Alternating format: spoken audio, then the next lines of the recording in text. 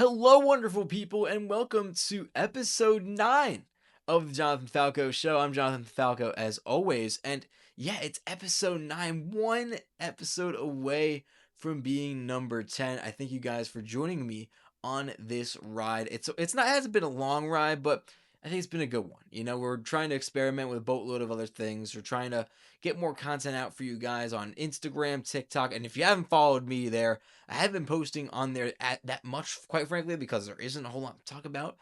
I promise you there's going to be a lot more coming in the coming weeks as we get so close to the NFL season. I'm going to say it every single week until we're there. We're getting so close. Hard Knocks is around the corner. I believe it's, 2 weeks away now? 2 weeks away from that. That's where we're going to start to get Seahawks coverage that me and you have been waiting for. So, and keep in mind, here's what I'm thinking when it comes to Hard Knocks. So I believe, if I'm getting the date right, the first episode of Hard Knocks airs on August 4th. And I believe it'll drop at 9 Eastern, 6 Pacific. So if it's an hour, then I'm most likely going to go live at, I'm thinking around 8. Just so, you guys can all watch it. You don't have to, immediately come here if you don't want to, be spoiled by it, And you guys can go and watch it for yourself. You guys have plenty of time. You'll have 2 hours to watch a 1 hour episode of it. I don't know if that's what it is. I haven't watched Hard Knocks in, quite frankly, a very long time. So, I think I actually did watch one episode of the Bills one. I could be wrong. But overall, I think it's going to be a lot of fun. Truthfully, a lot of players aren't really for it, but they aren't going to be against it either. There's not going to be any excuses. They usually do Hard Knocks for those mediocre teams, but this is a different one because they did the Bills last year, who were Super Bowl contenders, and now they're doing the world champions. So maybe they're trying to change a little bit, trying to not go for the underground team, I guess, per se, and trying to go with a top team. So I'm okay with that. I'm not going to complain too much with it because, again, personally, besides the Seahawks one, which I'm going to watch this year, I don't give a shit about Hard Knocks. I don't.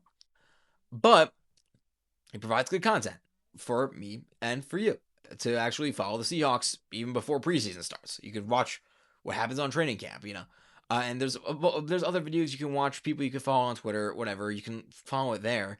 But I don't know. I feel like hearing the players themselves in these interview kind of things, you're probably gonna be able to hear them mic'd up. I believe one of the previews of the Hard Knocks had Devin Witherspoon mic'd up, which that's a terrible idea if you're gonna fucking not edit it that much, which they're gonna edit it, of course, but oh my goodness, he's gonna say a lot of curse words. He's a trash talker, to say the least.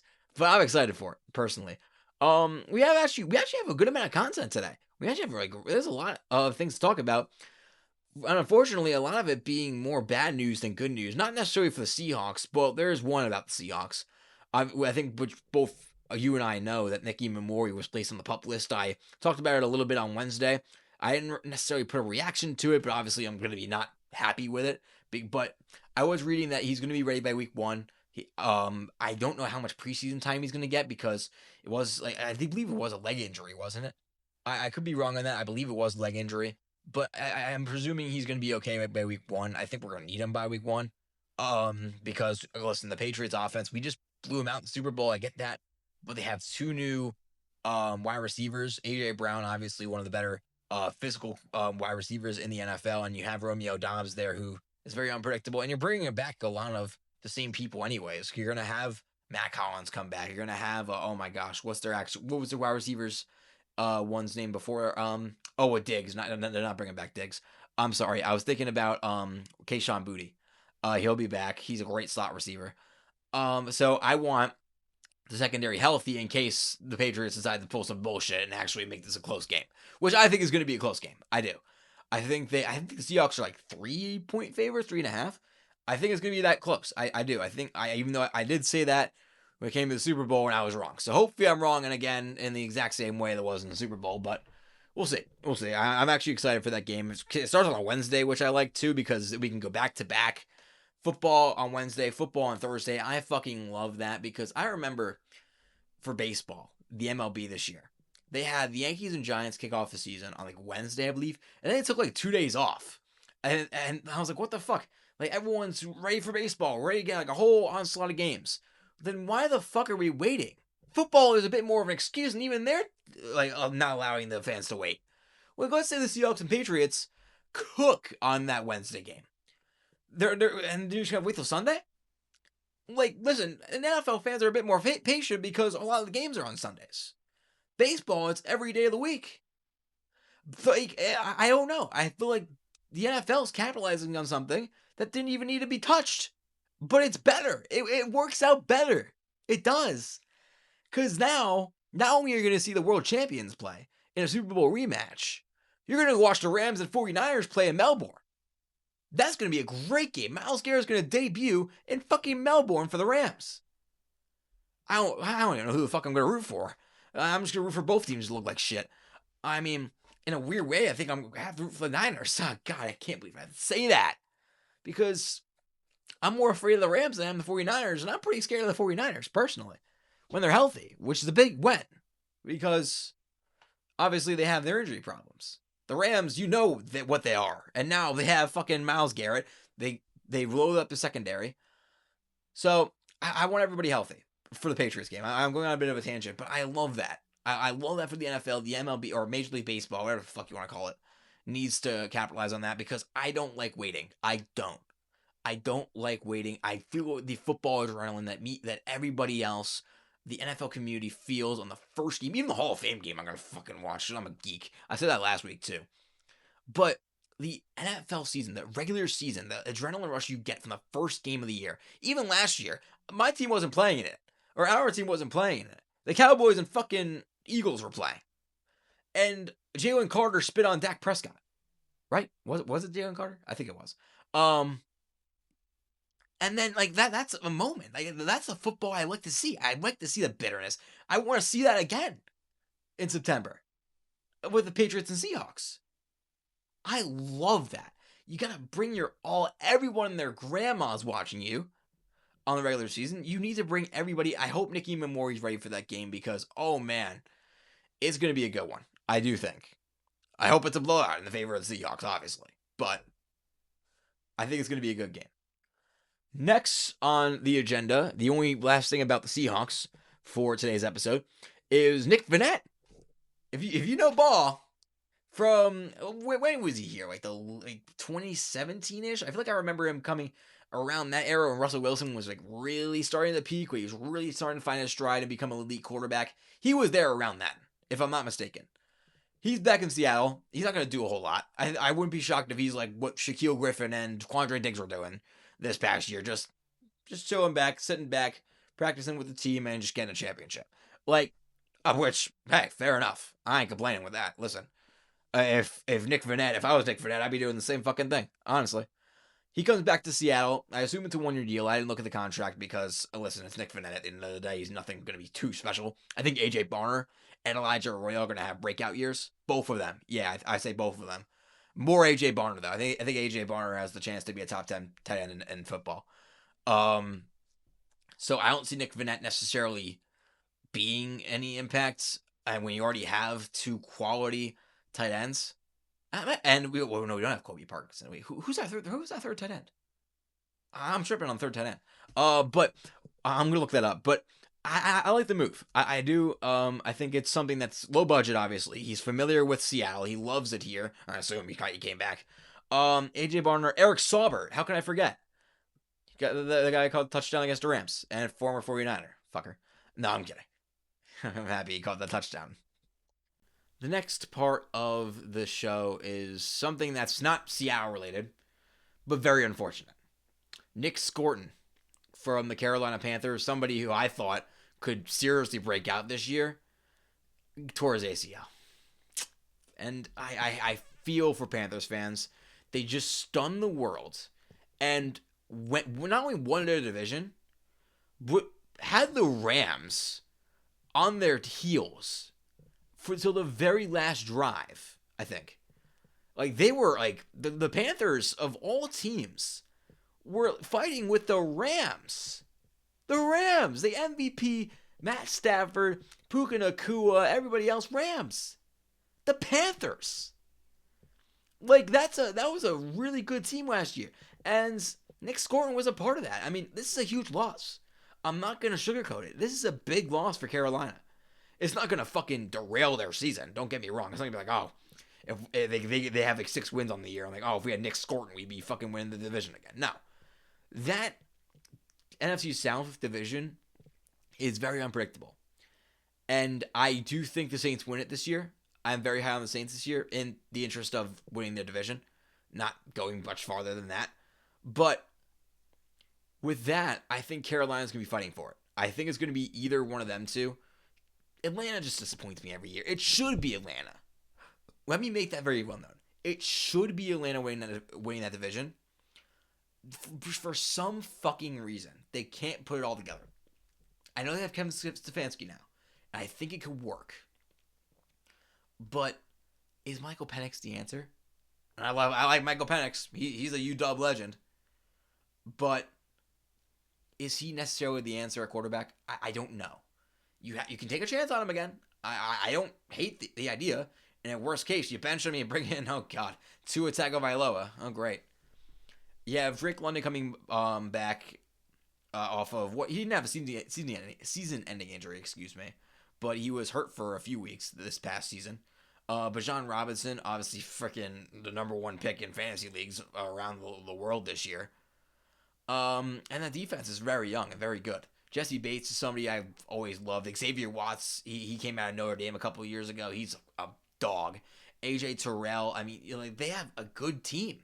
Kyle Pitts had a career year last year. This is a good team.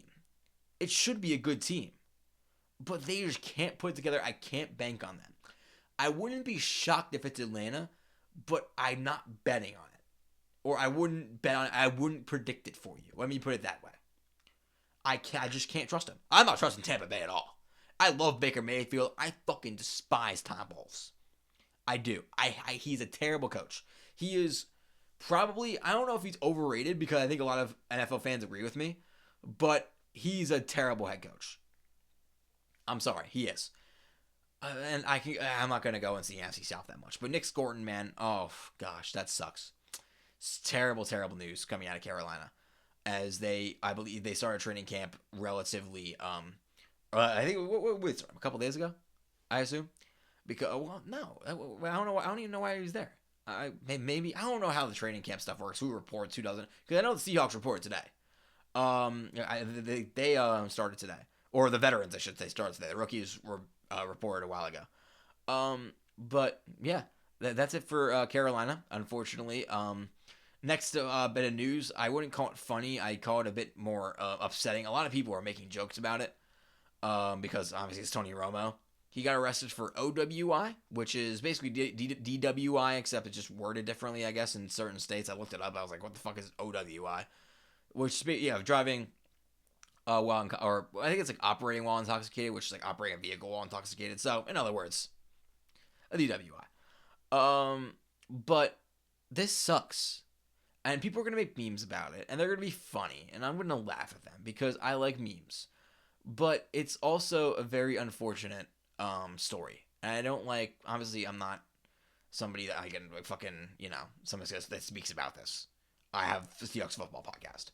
But at the end of the day, I mean, it's somebody that's a prominent figure on ESPN.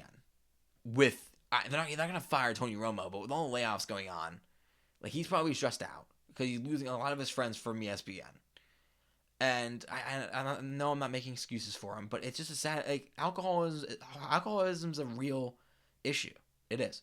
And I hope Tony Romo gets the help he needs. That's really all I could say. I mean, it was his decision. It was a terrible decision, and now he got arrested for it, and there's a mugshot of him spreading around the internet. So there's that. Don't want to get into that too much because this next story is so funny.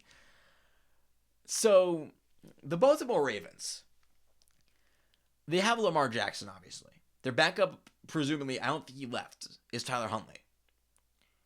So, they go and get 2 quarterbacks as UDFAs. One being Joe Fagnana out of UConn. Undrafted, nobody fucking knows this guy. He balled out, he's an independent, UConn, if you don't know college football, they're one of the 2 teams, the other being Notre Dame, they're not in a conference. In FBS or in traditional what you guys would watch. college football. Like the Alabamas and the FBS, like all those other top teams are in the FBS. If I'm kind of like, explaining it very deeply for you. So he popped off. He didn't really play a whole lot of tough competition because UConn sucks at football. But he dropped a lot of passing yards against weak competition. So he earned the respect of the Ravens, right? So that's all good and dandy, right? But nobody knows who he is, unless you're a UConn fan. Diego Pavia, on the other hand, a lot of people know because he not only played tougher competition in college football, he was a Heisman finalist this past year. A Heisman finalist for being the best player in college football. So I don't know who votes for this. I assume it's like whoever it is, the college voting committee or whatever the fuck they're called, said that Diego Pavia was one of the 4 best players in the country. Not the best, but one of the best players in the country. Not quarterbacks, players, period. So, he was a finalist. He played for Vanderbilt, obviously an SEC school, playing tough competition. And he gets to the league, undrafted, I believe, by the Baltimore Ravens. The Baltimore Ravens waived Diego Pavia a couple of days ago.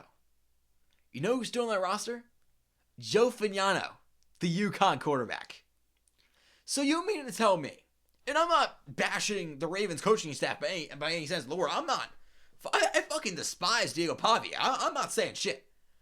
What I'm saying is that Diego Pavia, a Heisman finalist, lost the QB3 battle to a quarterback from UConn?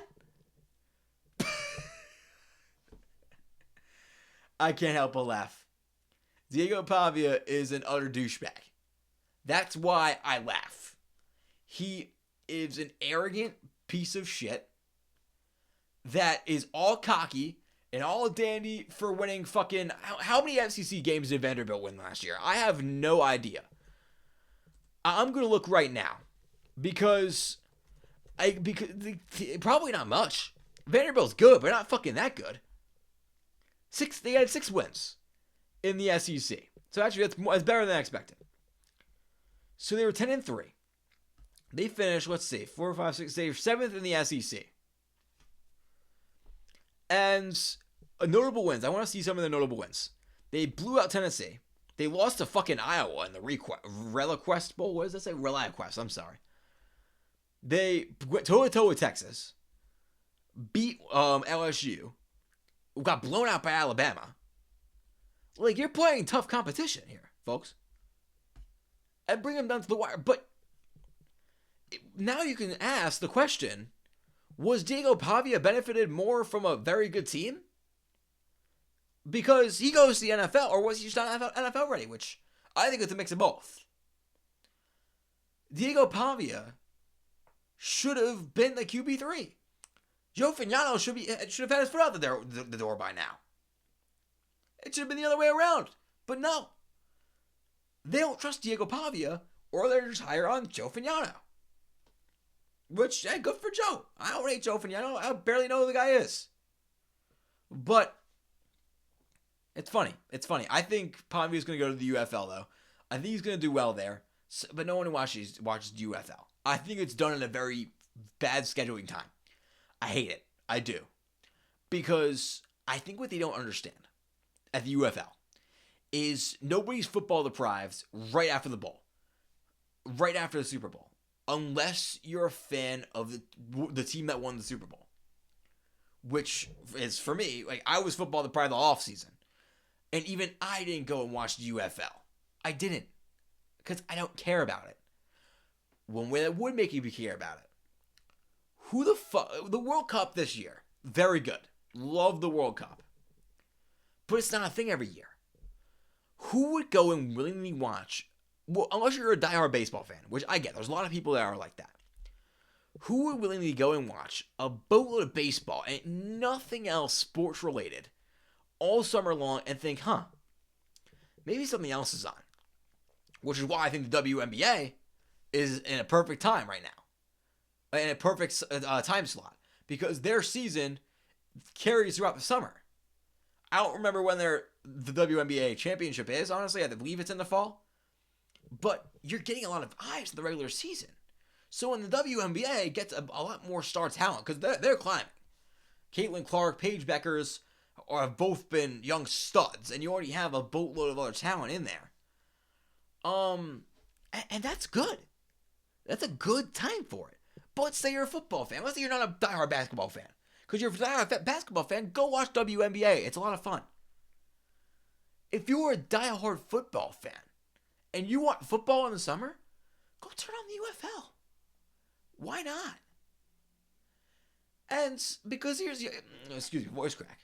Here's the other thing with UFL, is they're not, to my knowledge, directly tied with the NFL.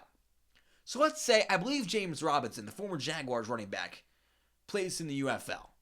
Let's say he goes ballistic and carries a team. I don't even know what team he plays for. Let's say he carries a team to a championship in the UFL. Like, he is the star of the whatever the fuck offense he plays for. Wouldn't it be nice for him to go at least try out for the NFL right after? Right? Or even get signed mid-season if he wants to take a little bit of time off? And spend time with his family? And then bang, you're back in the NFL, dude. And not only does that benefit the player, it benefits the NFL, and it benefits the community of the football fans. I don't see a negative to it. I understand injuries. I do. I get it. Completely understand. Which is why I say, if he wants to take a little bit of time off after the UFL season, and bang, join a team like a contending team or a team that desperately needs a running back in November or December, he can go and do that.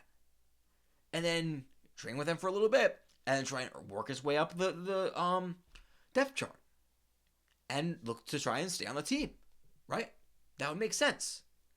And then, in the offseason of the NFL, which chances are, if you're James Robinson, for example, you're probably not going to a good team. You're not going to be playing late in January. So you're done in January. Let's say he wants to play in December, work his way up, maybe play a little bit in January, and then you have the offseason. And then he can try and work on himself and get NFL ready again. And football ready, I should say. And he doesn't have to play in the summer. And then he can try to work his way back up in training camp and mini camp and all that, and try and stay with the team. And that's against the NFL. That's how I would approach the UFL NFL saga and people being football deprived in the middle of July. Where, okay, now let's say you're a little bit too obsessed with football. Let's say you're kind of overwhelmed with football. You don't have to watch it. You don't have to. You can wait till August. Wait till the Hall of Fame game. But that's fine. I'm probably gonna watch a little bit of the UFL if it were to be in July and June. But I wouldn't fucking devote my time to it. Watch a little bit. Like, if it's a big game, let's say it's like two of the best teams in the UFL. They're going at it. Fuck it, I'll watch it. Like, if it's like Max Duggan, the former TCU quarterback, dicing it up against, oh my gosh, what's his name? DTR, Dorian Thompson-Robinson, for all I give a fuck. I'll go watch it. Why not? Because there's nothing else on. I'm not going to watch baseball all summer. I like baseball, but I'm not in love with baseball. Come on. That's how I'd fix it. I went on a huge tangent there. I'm going to go on tangents all day. But the next bit of news isn't related to football. It's a basketball-related thing, so I guess technically, I remember LeBron wanting to play for the Seahawks, right? I think he was offered by us. I think, what was it, like a strike in the NBA or something? I don't know too much about it. But LeBron James is a 76er. What the fuck? People couldn't have expected it. I don't think it should have completely stunned everybody. I think a lot of people are like, oh my gosh, LeBron James, 76er. Oh, he's not going back to Cleveland. He's not going back to Miami. He's not going to Golden State to play with Steph Curry. Oh, go, no. Wow, this caught me completely off guard. The only teams that I personally saw him going to were Cleveland and Philadelphia. and he picked Philadelphia. Doesn't surprise me too much. I already said wow when I saw Shams tweet. I'm not going to be like, oh, shocker, right? It's LeBron James. He's the greatest basketball player of all time. But I wasn't surprised about where he went. I'm just surprised it happened on a random Friday in July. I thought it was going to happen a little bit later with the way LeBron's been going. I thought it was going to be in mid-August, around preseason time. I'm happy it happened now, so now the fucking saga's done, and the NBA can kind of, go back to regular news and not fucking talk about LeBron for 3 hours on ESPN. I like this. I like it. Thank goodness. It's good for the NBA news, but again, this is a football podcast. Just wanted to mention it because it is LeBron James, and he's a very good basketball player, if I say so myself, right? All right. So next bit of news, before we go on to a weekly segment that I want to do on the Jonathan Falco Show from here on out, is that Jake Paul, that Jake Paul, claims that multiple teams have reached out to him to play football. Yeah. This is a story. Fox News picked it up, of course. Go figure. Jake Paul, he makes a bold claim about the NFL team's interests per Fox News. And first off, he also said that the NFL has mediocre athletes. He says, oh, the NFL... Hell, let me try and find the quote, because it is fucking absurd. Because if you're Jake Paul, right, and listen, this guy's been a very good boxer. I'm still looking for the quote.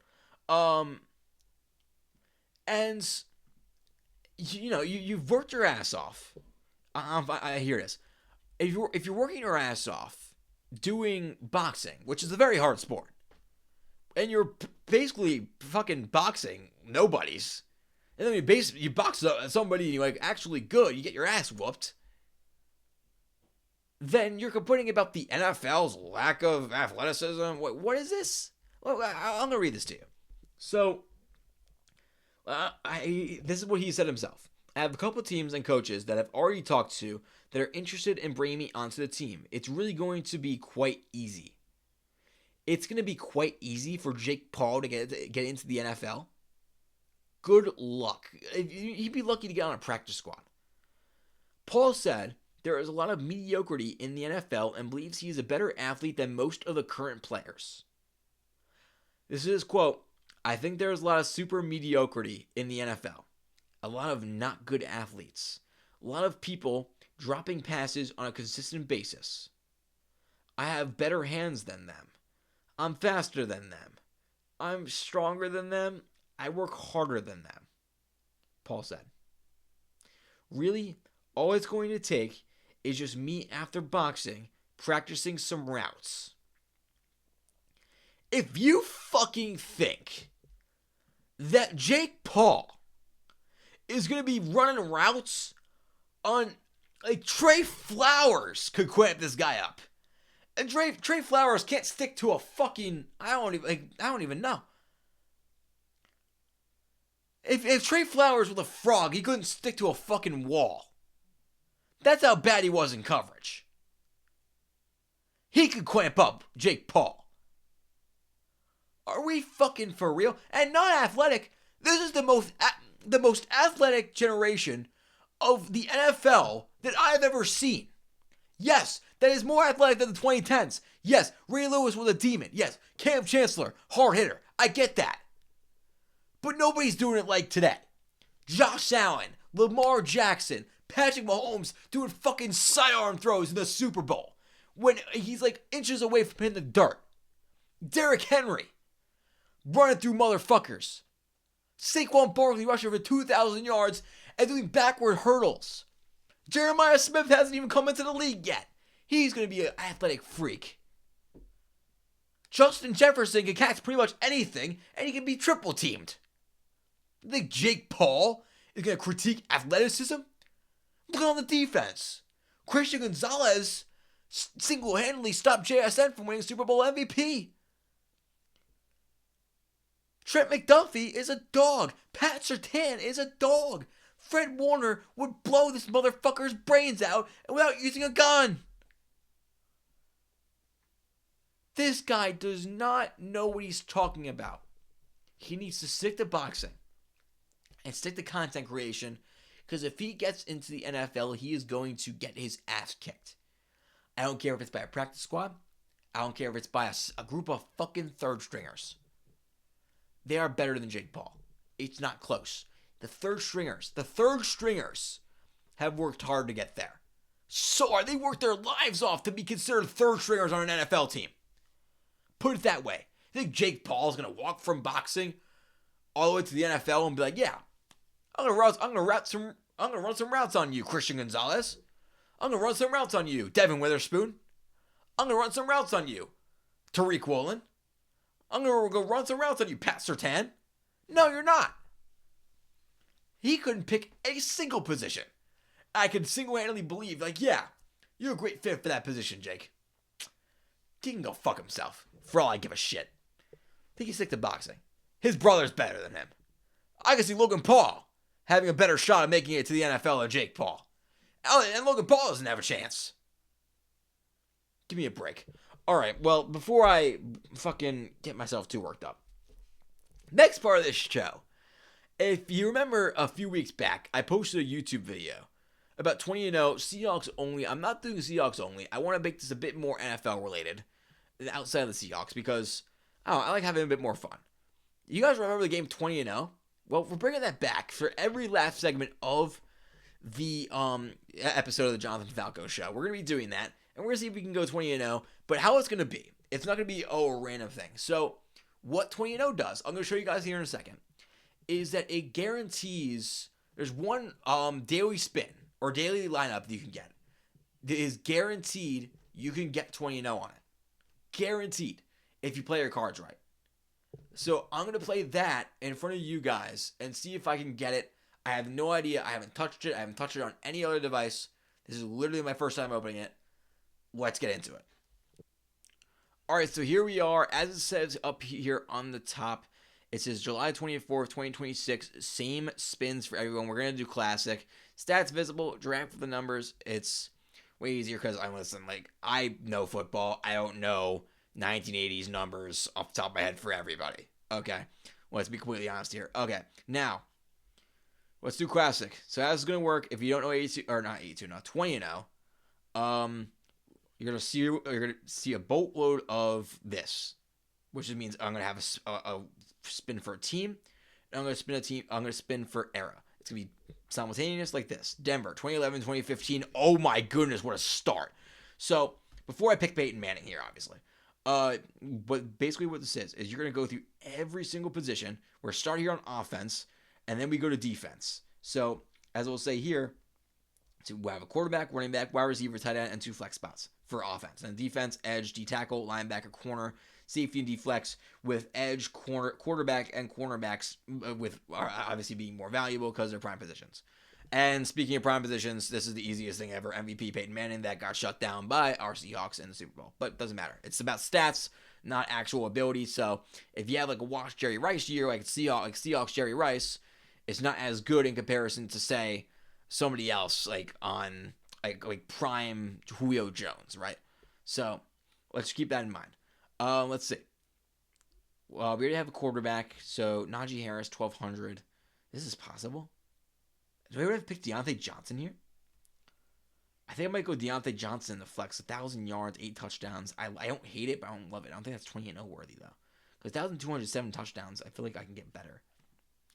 Let's see. Green Bay, 1989, 1998. Okay, this is a first. I've never seen it say legends like that. Oh my goodness, Antonio Freeman, 1,424 yards and 14 touchdowns. See, this is what I'm talking about right here. Ooh, do I go with I don't think I can go wrong here with either of these guys. I'm gonna go with the less receptions and more touchdowns one though, because he did it on 20 less receptions. I don't know if that matters, but I'm definitely gonna put that into consideration. All right, Vegas. Okay, we're getting Brock Bowers easily. Brock Bowers. Because keep in mind, or Devontae Adams. Ooh, I'm actually going to take the chance and go and get Brock Bowers, though, solely because tight ends are so thin. You don't get 1,000-yard tight ends like that often. Okay, let's see. Round 5. Okay, I'm happy. I didn't go tight end. I don't even know who the fuck the Texans tight ends were in this era. Dalton Schultz, I know, obviously he's the tight end there now. Seahawks legend Pharaoh Brown's down there. Let's see. We've got not Jaden Higgins. Nico Collins, 1297 and 8 touchdowns. I'm thinking that for flex. 1,000 yards, 11 touchdowns for Mixon. I think we can do better. Let's go and get Nico Collins. We're going to take a chance on the running back. Jets 2016-2020. Can I re-roll? Yeah, this is not ideal. This is just not ideal. Let's re-roll. Bears 2016-2020. This seems a lot better. Yeah, 1,300 yards, 6 touchdowns. I mean, this isn't great, but it's a lot better than whatever the fuck the Jets just gave us. All right, defense. Start with the Falcons, 99-2005. Okay. Got a lot of 4 first fumbles with 10 sacks. I like that a lot. Wow, okay. Let's take a look, though. We got Rod Coleman, 10.5 sacks for DT, and 3 forced fumbles. That looks like the move so far. Unless anything ridiculous when it comes to like corners and stuff. 6 picks is good. But I think we can do better for that. I don't think you can get more valuable than 3 forced fumbles for a DT with 14 TFLs, 10.5 sacks. We're going to go with that to start us off. So I like that, though. Here we go. Steelers. This is fucking one of the primes. One of the first primes. Oh, gosh. Mean Joe Green had fucking how many TFLs? 16? Let's see. Let's take a look. Mel Blount, 11 picks. Easiest pick ever. Oh, my goodness. Let's go. What a start on defense. Oh, we get Saxonville era too. Calais Campbell also plays DT, but we don't need one now. 64 tackles, 14 TFLs. I'm liking that a lot. Don't need a DT anymore. The only reason it's saying that is because we still have our flex spot open. Just keeping that in mind. 132 tackles for Joe Schobert. 6 picks for Boye. No, I think we're going to go with it. The edge being Calais Campbell. 14.5 sacks. Can't go wrong with that. Vikings 2016-2020, so same era, different team. Could go edge rusher with Everson Griffin again, but I'm not in love with that though. Did Harrison Smith have a lot of interceptions this year? Hoping so. Anthony Harris is actually the better pick here. Actually, no, he's not. No, it's not. 7 tackles for a loss for safeties, ridiculous. Let's go Harrison Smith. All right, Rams 2006-2010. I probably can't name too many people on this team, if I'm being honest, besides Chris Long. Let's take a look here. We still need a linebacker. Not getting, like 100 tackles is good, but it's not like ideal. Is there? Okay, we got 8 picks here with whatever the fuck this guy's name is. Sure. All right, we got 2 spins at linebacker. 2006-2010 Vikings again. The Vikings. I like 17 TFLs. We got Jared Allen. Oh, he plays linebacker. Oh, man, yes, Jared Allen. Okay, I don't give a fuck. Yes, give me Jared Allen. Come on, give it to me. Play now. Yeah! That's how you do it. That is how it's done, folks. Wow. Amazing. I think that's actually the first time. Not the first time I've gone 20-0, period. But on the dailies. That actually might be the first time when you do like these daily spins where you guarantee 20-0. I think this is the first time I've actually won 20-0. That is awesome. And my offense wasn't that good. My defense was just crazy good. Look at this. 97 offensive rating. Normally, a lot of 20-0s go 90, like closer to 99 for each. But no, 105 on defense, man. Let's go. I think getting Peyton Manning off the start was really good for the offense. Definitely carried. We did take a chance on taking Brock Bowers over Devontae Adams, and it paid off. I didn't see any other good tight ends. So this worked out very well. So got ourselves a little streak going maybe for next week. We'll see if we can do it again next Friday. But that's all I've got for you guys today here on the Jonathan Falco Show. If you enjoyed, please drop a like and subscribe if you're on YouTube. If you're on Spotify, make sure you do follow. Maybe leave a comment. It also helps. Maybe little suggestions as well. I'm having a lot of fun with this, and so should you guys, because the NFL season, like I said earlier, is just getting so close. It's so close you can almost taste it. All right, that was a little corny. All right, but again, before I get on another ramble, that's all I've got for you guys today. I'll see you guys on Monday. We're probably gonna be we are gonna be doing finally the Bud Clark. Oh wait, I just realized we didn't do the Emmanuel Henderson breakdown today. Yeah, we'll do it next week. The Bud Clark draft breakdown, rookie breakdown. Let's go. The final rookie breakdown of the offseason. and then we get on to some fresh content starting on Wednesday. I'm excited. Bud Clark is somebody I've been waiting for. I've been purposely waiting for him to be last because he is my favorite draft prospect from this year's Seahawks draft class. And I am looking forward to breaking him down for you guys because his stuff is incredible. If you guys want a little homework today, go and watch Bud Clark highlights before you come and watch the episode on Monday because, oh man, it's good. All right, but again, that's all I've got for you guys today. See you guys on Monday, and go Hawks.